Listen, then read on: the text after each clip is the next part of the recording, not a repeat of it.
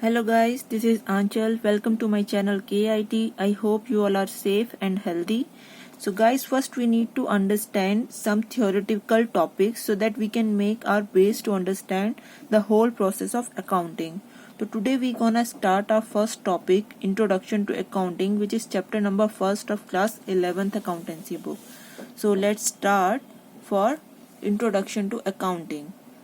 तो अकाउंटिंग हम लोगों को समझने से पहले बुक कीपिंग समझना होगा. बुक कीपिंग क्या होता है? अकाउंटिंग करने से पहले हमें एक स्टेप लेना होता है कि हमें बुक कीपिंग के थ्रू अपनी सारी बुक्स को, अपने सारे रिकॉर्ड्स को, जितने भी हमारी बिजनेस ट्रांजैक्शन है उसको रिकॉर्ड करना होता है. तो एक बार देख लेते हैं बुक कीपिंग क्या होता है. Book keeping is that branch of knowledge which tells us how to keep a record of financial transactions. ठीक है, कि हमारी जो भी फाइनेंशियल ट्रांजैक्शंस हैं उनका रिकॉर्ड हमें किस तरह से रखना है. उसमें क्या क्या इंक्लूड होता है? Journals, ledgers and balancing of accounts. तो जर्नल, लेजर्स, इन सब के ऊपर हमारे एक एक चैप्टर्स हैं आगे जाके जिसको हम डिटेल में डिस्कस करेंगे, पढ़ेंगे. तो अभी के लिए हम ये समझ लेते हैं जर्नल्स क्या है. एक हमारा फॉर्मेट है, जर्नल और लेजर एक हमारा फॉर्मेट होता है जिसमें हम अपनी बिजनेस ट्रांजैक्शंस को रिकॉर्ड करते हैं. ठीक है, तो all the records before the preparing of trial balance are the whole subject matter of bookkeeping. Trial balance बनाने से पहले जितने भी हमारे जो भी प्रिपरेशन होती हैं रिकॉर्ड्स करने की, उसको हम बुक कीपिंग कह देते हैं.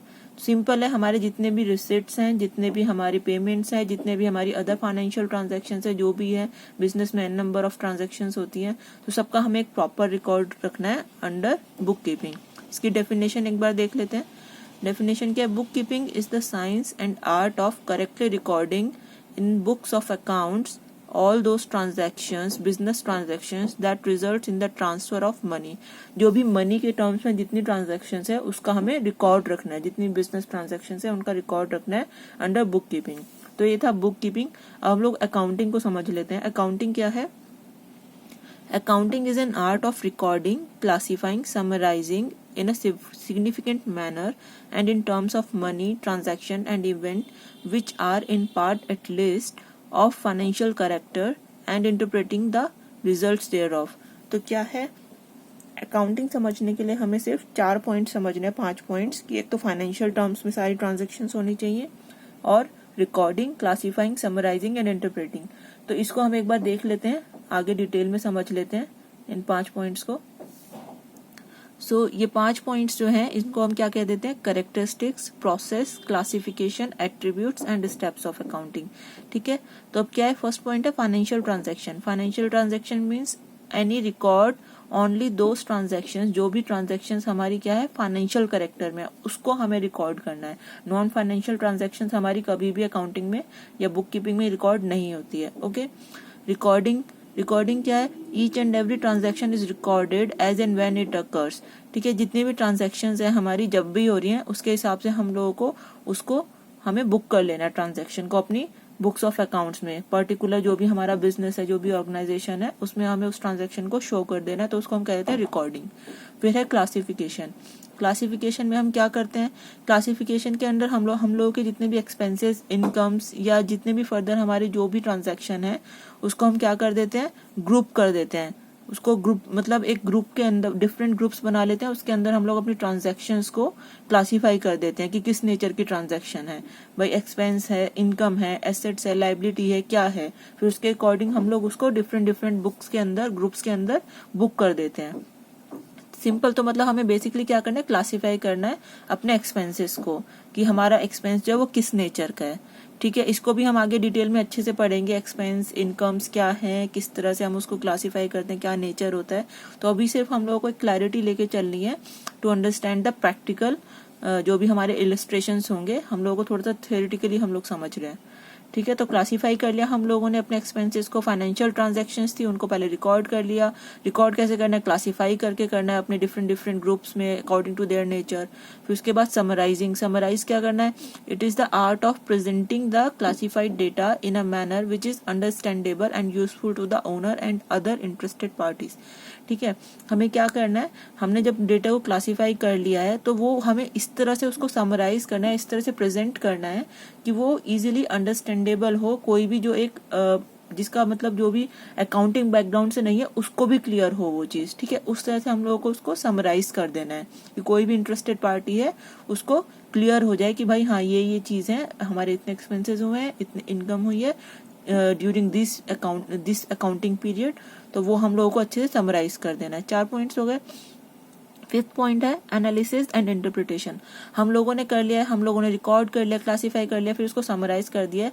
अब वो जो समरी हम लोग प्रोवाइड कर रहे हैं, जो एक अकाउंटेंट प्रोवाइड करता है, उसको क्या करना है, उसका एक इंटरप्रिटेशन होता है। इंटरप्रिटेशन क्या होता है कि ड्यूरिंग वन अकाउंटिंग पीरियड हमारा जो बिजनेस है, जो हमारी ऑर्गेनाइजेशन है, जो बिजनेस रन हो रहा है, उसमें हमें क्या हुआ है भाई, हमें प्रॉफिट हो रहा है, हमें लॉस हो रहा है, हमें आगे कैसे स्टेप्स लेना है।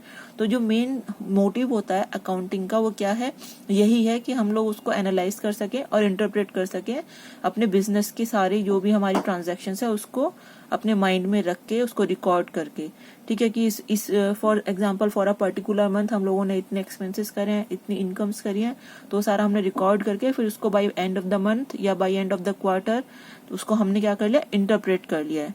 तो ये क्या हो गया हमारा एनालिसिस एंड इंटरप्रिटेशन। तो ये हम लोग अगर ये 5 पॉइंट्स याद कर लेंगे, financial transactions, recording, classification, summarising and analysis and interpretation, तो ये क्या है, ये पूरा का पूरा हमारा अकाउंटिंग का हम अच्छे से हम लोग अपनी डेफिनेशन याद कर लेंगे। हम लोग को रटने की जरूरत नहीं पड़ेगी अगर हम लोगों को ये 5 पॉइंट्स क्लियर है तो, ठीक है। मूविंग फॉरवर्ड हम लोगों को क्या देखना है, हमें देखना है अकाउंटिंग इन्फॉर्मेशन जो भी हम लोगों ने सब रिकॉर्ड कर लिया, क्लासीफाई, समराइज जो भी करा है, वो किस किस के लिए यूजफुल है, उसके यूजर्स कौन है, हम वो कर किस लिए रहे हैं। तो हम देख लेते हैं हमारे यूजर्स जो हैं वो 2 टाइप्स के होते हैं, internal users in the organisation के अंदर जो यूजर्स होते हैं, and second is external user जो आउटसाइड द ऑर्गेनाइजेशन होते हैं। तो देख लेते हैं एक बार इंटरनल यूजर्स कौन कौन है। ओनर्स मीन सिंपल, जिन्होंने अपना बिजनेस स्टार्ट करा है, जिसने पैसा लगाया है, अपनी जो भी इन्वेस्टमेंट करी है, वो हो गए ओनर।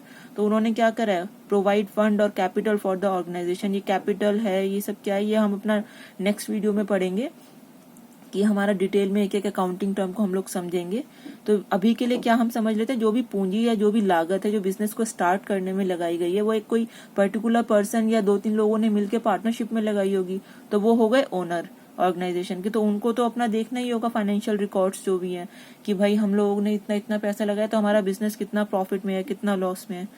सो मैनेजमेंट क्या है, क्यों इंटरेस्टेड होती है, उसको फाइंड करना होता है whether the business carried on is profitable और नॉट, क्योंकि मैनेजमेंट की जिम्मेदारी है, उसको इसी काम के लिए हायर किया होता है ओनर्स ने, क्योंकि ओनर्स के पास इतना टाइम नहीं है कि हर काम को वही देखे, तो वो इसीलिए तो एम्प्लॉयज को हायर कर दिया।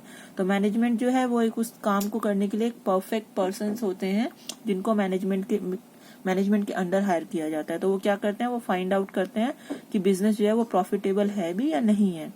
थर्ड कौन इंटरेस्टेड होता है, थर्ड है एम्प्लॉयज क्यों इंटरेस्टेड होते हैं, सिंपल, उनको क्या करना है, payment of bonus depends upon the size of profit earn by the organisation. भाई प्रॉफिट अच्छा होगा तो एम्प्लॉयज को बोनस अच्छे मिलेंगे, अच्छी सैलरीज मिलेगी, इसलिए एम्प्लॉयज इंटरेस्टेड होते हैं। तो ये थे हमारे इंटरनल यूजर्स। अब हम देख लेते हैं कि बिजनेस से बाहर जो होते हैं वो कौन इंटरेस्टेड होते हैं। अब बिजनेस से बाहर क्या है, फर्स्ट है बैंक एंड फाइनेंशियल इंस्टीट्यूशंस, ठीक है। क्यों इंटरेस्टेड होंगे भाई बैंक्स, कोई भी, क्योंकि अब बिजनेस रन करने के लिए किसी भी ओनर ने कुछ लोन्स लिए होंगे, ठीक है, तो वो बैंक जानना चाहता है कि हमारी सेफ्टी कितनी है जो लोन हमने दिया है, या कितना रिकवरी रेट है। तो इसलिए बैंक्स उसमें इंटरेस्टेड होते हैं फाइनेंशियल रिकॉर्ड्स में एक ऑर्गेनाइजेशन के। फिर सेकंड है इन्वेस्टर वो हैं जो अपना मनी लेकर हमारे बिजनेस में इन्वेस्ट करना चाहेंगे। तो पहले देखेंगे तो वो भाई ये ऑर्गेनाइजेशन प्रॉफिट में है भी, कितना प्रॉफिट अर्न कर रही है, कब से चल रही है, सब कुछ वो देखेंगे तभी तो अपना पैसा लगाएंगे, तो इसलिए इन्वेस्टर्स हो गए। उसके बाद थर्ड है क्रेडिटर्स कौन होते हैं, जिनसे हम लोगों ने उधार लिया होता है, ठीक है। अब उधार लिया है तो वो कोई ऑर्गेनाइजेशन हो सकती है, दूसरी कोई पर्सन हो सकता है, कोई भी हो सकता है, तो उसको हम कहते हैं क्रेडिटर। तो हमारे क्रेडिटर्स हो गए जिनको हमें पैसा देना है। तो पहले तो वो क्रेडिटर्स हमें पैसा देंगे ही क्यों, वो उसी पॉइंट पे चेक करेंगे कि भाई कितनी सिक्योरिटी है, बिजनेस कितना प्रॉफिटेबल है, कितना है, क्या चल रहा है, तो सब कुछ देख के ही हमें देखेंगे। तो उनको हम कहते हैं क्रेडिटर्स। तो from the point of view of security and further credit, की आगे वो हमें क्रेडिट देना भी चाहते हैं, तो वो हमारी फाइनेंशियल रिकॉर्ड्स को देखकर ही क्या करेंगे, उसको आइडेंटिफाई करेंगे। उसके बाद है government and it's authorities. Government क्यों इंटरेस्टेड होगी? अब प्रॉफिट अर्न कर रही है कोई भी ऑर्गेनाइजेशन तो टैक्स भी उसको देना होगा, तो गवर्नमेंट क्यों इंटरेस्टेड होती है? For the purpose of taxation, ठीक है। उसके बाद कंज्यूमर्स या इन जनरल हम उसको पब्लिक कह देंगे, क्यों इंटरेस्टेड होते हैं? Interested in getting the goods at reduced price. Reduce price पे अगर हम लोग अच्छी बिजनेस है हमारा, इन केस उस बिजनेस में हम लोग अच्छा प्रॉफिट गेन कर रहे हैं, तो हम लोग सिंपली कंपटीशन को देखते हुए अपने जो गुड्स हैं, जो अपने हमारे प्रोडक्ट्स हैं, उसको हम कम रेट पे बेचेंगे ताकि हम लोगों की उसमें मोनोपोली हो सके। तो सिंपल इसलिए कंज्यूमर्स इंटरेस्टेड रहते हैं कि अगर भाई ये कोई सो एंड सो ऑर्गेनाइजेशन है वो अच्छा प्रॉफिट गेन कर रही है, सब कुछ कर रही है, तो उससे हमें फायदा हो सकता है, हमें कम प्राइस पे गुड्स मिल सकते हैं। And 6th one is researchers. Researchers वो हैं जो हमारे फाइनेंशियल ऑपरेशंस पे रिसर्च करते हैं, जो भी हैं, तो want to make a study into financial operations. तो ये 6 लोग हो गए जो हमारे एक्सटर्नल यूजर्स में होते हैं और इंटरेस्टेड होते हैं हमारे फाइनेंशियल रिकॉर्ड्स में, ठीक है। तो ये हम लोग याद कर लेंगे, इंटरनल यूजर्स में 3 है, एक्सटर्नल यूजर्स में 6 हमारे पॉइंट्स हैं, ठीक है। उसके बाद मूविंग फॉरवर्ड हम देखते हैं हमारे ऑब्जेक्टिव ऑफ अकाउंटिंग। अब अकाउंटिंग हम जो करते हैं वो उसका ऑब्जेक्टिव क्या है, हम क्यों कर रहे हैं, तो एक बार देख लेते हैं। पॉइंट्स हैं इसके कुछ। लिक्विडिटी स्टेटस, क्या होता है? अकाउंटिंग से हम लोग अपने बिजनेस की, अपनी ऑर्गेनाइजेशन की लिक्विडिटी स्टेटस फाइंड आउट कर सकते हैं, ठीक है। To ascertain how much cash and other resources they have at their disposal to pay for the financial commitments, ठीक है। जो भी फाइनेंशियल कमिटमेंट्स हैं, जो भी लोन्स ले रखे हैं, जो भी हमारे क्रेडिटर्स को हमें पे ऑफ करना है, उसको पे करने के लिए हमारे पास कितना कैश और कितने अदर रिसोर्सेज हैं, कितने बैंक में है, कितना कैश है, कितने एसेट्स हैं कि हम उनको पे कर सके। तो ये अकाउंटिंग में हम लोग जब अपनी सारी फाइनेंशियल ट्रांजैक्शंस को अच्छे से रिकॉर्ड कर लेंगे तब वहीं से हम लोग फाइंड आउट कर सकेंगे, ठीक है। तो लिक्विडिटी स्टेटस हम लोग उससे अपना जान सकते हैं। फिर सेकंड पॉइंट है securing the position. Accounting offers you a good deal of financial statement to help achieve this goal, ठीक है। अकाउंटिंग के थ्रू हम लोग क्या करते हैं, अपनी हमारी अच्छे से फाइनेंशियल स्टेटमेंट बन जाती है, जिसके थ्रू हम लोग अपने गोल्स को अचीव कर सकते हैं। उसको हम लोग अच्छे से चेक कर सकते हैं कि हमारा भाई कितना बिजनेस में क्या चल रहा है, कितना हमारे पास पैसा है, कितना हम लोग आगे के लिए, फ्यूचर के लिए प्लान कर सकते हैं अपने गोल्स के टूवर्ड। तो इसलिए सिक्योरिंग द पोजीशन हो गया। फिर थर्ड है analysis of financial status of affair, ठीक है। हम लोग अच्छे से अपनी ट्रांजैक्शन को रिकॉर्ड करते हैं तो उससे हम लोग एनालिसिस कर सकते हैं। ये तो हम लोगों ने इसकी डेफिनेशन के पॉइंट में ही पढ़ लिया था। फिर फोर्थ पॉइंट है अकाउंटेबिलिटी। अकाउंटेबिलिटी क्या है? Provides a solid base for assessment of the actual performance, ठीक है। कि भाई हम जब भी अकाउंटिंग करते हैं तो हम एकदम actual rate to rate and जो भी हमारा अमाउंट होता है अमाउंट टू अमाउंट रिकॉर्ड करते हैं। तो जो भी उसके हमें अपना एनालिसिस करना है, जो भी असेसमेंट करना है, तो वो हमारा एकदम एक्यूरेट होता है। तो इसलिए अकाउंटेबिलिटी क्या है, इसका एक पॉइंट हो जाएगा कि भाई हमारा ऑब्जेक्टिव है अकाउंटिंग करने का, अकाउंटेबिलिटी की हमारा जो भी है एक्चुअल बेसिस पे हमें अपनी जो भी स्टेटस है बिजनेस का वो पता चल जाता है, एक सॉलिड बेस पता चल जाता है, ठीक है। फिर फिफ्थ पॉइंट है डिसीजन मेकिंग। डिसीजन मेकिंग होगा क्यों? क्योंकि हमें सब कुछ पता है कि हमारे कितने एक्सपेंसेस हैं, कितनी इनकम्स है, किस स्टेज पे हमारा बिजनेस है, तो वो क्या करता है, वो मैनेजमेंट को हेल्प करता है डिसीजन मेकिंग में कि आगे हमें अपना बिजनेस कैसे करना है, कहाँ लेके जाना है, कितना आगे तक जा सकता है। क्योंकि हमेशा बिजनेस ऐसा तो है नहीं कि आज चल रहा है ठीक है, थोड़ा सा उसके लिए हमें फ्यूचर का भी थोड़ा सा देखना पड़ता है कि आगे हमें कितना क्या कहाँ पर इन्वेस्ट करना है, बिजनेस को कहाँ लेकर जाना है, तो डिसीजन मेकिंग इजीली हो सकती है। फिर हमारा नेक्स्ट पॉइंट है रिकॉर्ड कीपिंग। रिकॉर्ड कीपिंग तो इसमें होता है कि हम सारे अपने जितने भी फाइनेंशियल ट्रांजैक्शन है उसको सिस्टमैटिकली रिकॉर्ड कर लेते हैं, ठीक है। Next point is analysis and ascertaining the financial result, ठीक है। हम एनालिसिस कर सकते हैं अच्छे से और हमारे जो भी फाइनेंशियल रिजल्ट है भाई, मतलब जो भी हम क्वार्टरली ईयरली अपने बिजनेस का स्टेटस देखते हैं कि प्रॉफिट में है लॉस में, तो वो हम लोग अच्छे से अपना आइडेंटिफाई कर सकते हैं। Detection of prevention of frauds, ठीक है। अगर बिजनेस में कोई भी फ्रॉड हो रहा है, कुछ भी हो रहा है, तो अकाउंटेंसी जो है, अकाउंटिंग जो है वो एक प्राइमरी स्टेप है, प्राइमरी हमारा स्टेप है टूवर्ड्स नोइंग द फ्रॉड, कि भाई हमें कोई भी फ्रॉड हो रहा है तो सबसे पहले पता चल जाएगा कि हाँ ठीक है, हमने तो इतना पैसा लगाया था, इतना है, ये है। जो भी बिजनेस के अंदर कुछ अगर फ्रॉड हो रहा है, कोई इंटरनल ही हमारे कर रहे हैं, तो उसका हम क्या कर सकते हैं, डिटेक्शन कर सकते हैं इनिशियल स्टेज पर ही। फिर लास्ट पॉइंट है लीगल ऑब्जेक्टिव। अब अगर हमारे अकाउंट्स अच्छे से प्रिपेयर्ड है तो कुछ ऐसी गवर्नमेंट की गाइडलाइंस भी होती है कि एक ऑर्गेनाइजेशन अगर सो एंड सो बिजनेस कर रही है तो उसको ये मेंटेन करना जरूरी है। अगर हमारा वो सब अच्छे से मेंटेन होगा तो हमारा क्या एक लीगल सपोर्ट अच्छा रहेगा। तो ये हमारे कुछ पॉइंट्स हैं जो क्या है, हमारे ऑब्जेक्टिव ऑफ अकाउंटिंग हो जाएंगे कि अकाउंटिंग हम करते क्यों है, क्या ऑब्जेक्टिव है हमारा। तो ये पॉइंट्स हो गए हमारे सिंपल, हम लोगों को क्लियर हो गया। अब हम आगे बढ़ते हैं। अब देख लेते हैं कि अकाउंटिंग के एडवांटेज क्या है। अब वो हमने इतना पीछे डिटेल में पढ़ के ही आए हैं, तो एक बार हम लोग देख लेते हैं क्या है। Maintenance of business records, business records को हमारे अच्छे से मेंटेन हो जाएंगे अकाउंटिंग करेंगे तो। प्रिपरेशन ऑफ फाइनेंशियल स्टेटमेंट्स बन जाएंगी। फाइनेंशियल स्टेटमेंट्स क्यों हमें जरूरी होती है, फाइनेंशियल स्टेटमेंट्स में क्या क्या आता है, trading and profit and loss account, balance sheet, ये सब हम लोग आगे अच्छे से पढ़ने वाले हैं। एक एक चैप्टर है इन सब चीजों के ऊपर, तो इसकी बिल्कुल टेंशन नहीं लेनी है। अभी के लिए हम लोग समझ लेते हैं कि जो भी हमारी फाइनल बुक्स होती हैं वो उसको हम कह देते हैं balance sheet, trading and profit and loss account. तो वो क्या है, उसको प्रिपेयर करने में हमारा इजी हो जाता है अकाउंटिंग के through.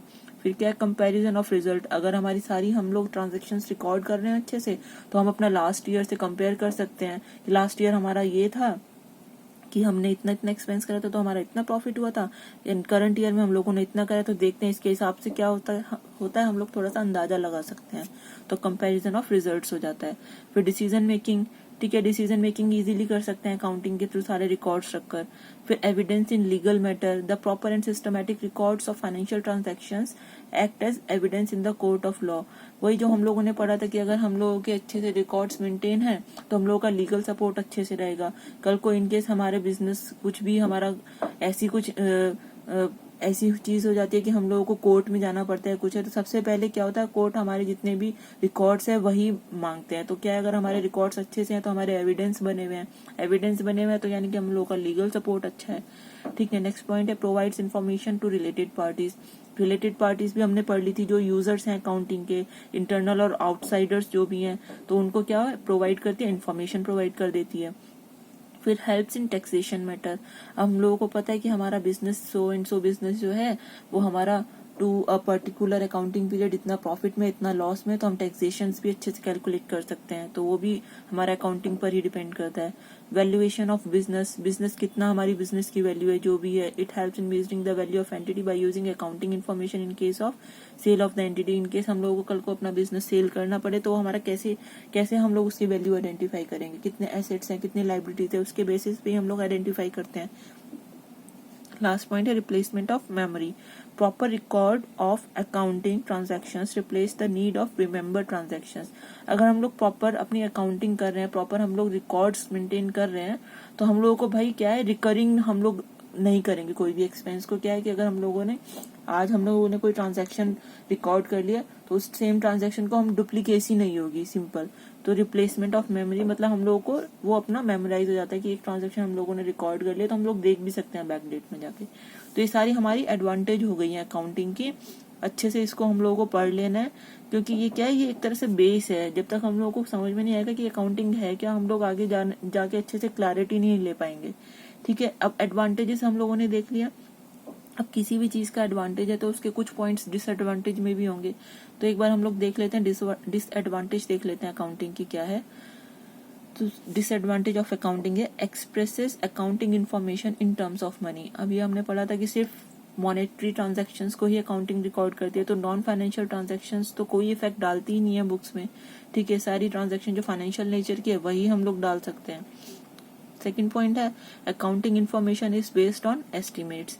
There are some accounting data which are based on estimates, thus inaccuracy is estimates is possible.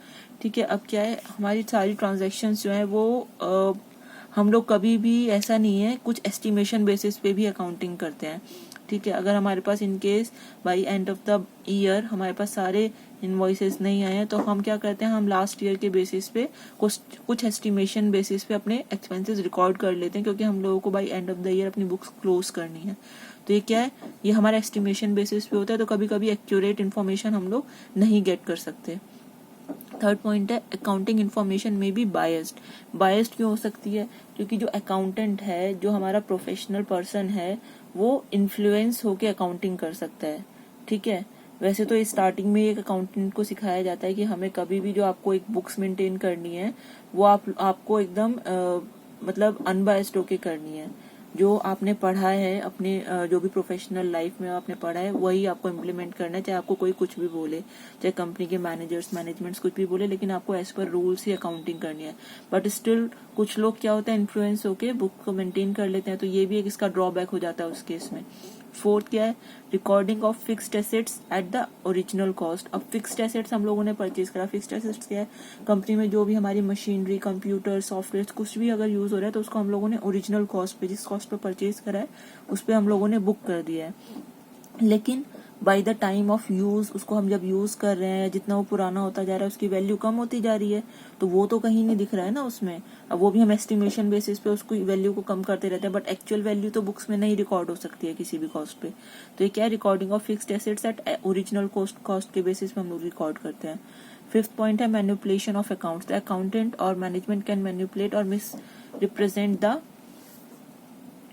Profit of an entity. अब मैंने वही बोला कि अगर बायस्ड है या इन्फ्लुएंस है, ठीक है, जो पॉइंट हम लोगों ने यहाँ पढ़ा था बायस्ड वाला, वही ये है कि मैनिपुलेट भी कर सकते हैं उसको। अगर वो बायस्ड होकर अकाउंटिंग करे तो मैनिपुलेट भी कर सकते हैं कि भाई प्रॉफिट है, उसको ज्यादा प्रॉफिट दिखा सकते हैं, या प्रॉफिटेबल ऑर्गेनाइजेशन को लॉस में दिखा सकते हैं, ठीक है। तो लास्ट पॉइंट क्या है, money as a measurement unit change in value. Stability in the value of money is not possible. Accounting information will not show the true financial position if change in the price level are not considered.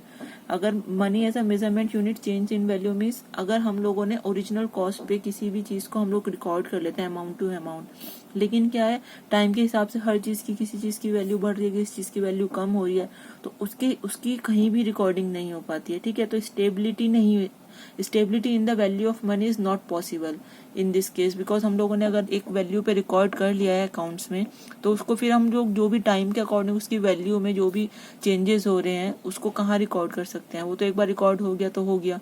तो ये कुछ 6 हमारे points हैं जो disadvantage में आ जाते हैं of accounting में। ये क्वेश्चन भी पूछा जा सकता है।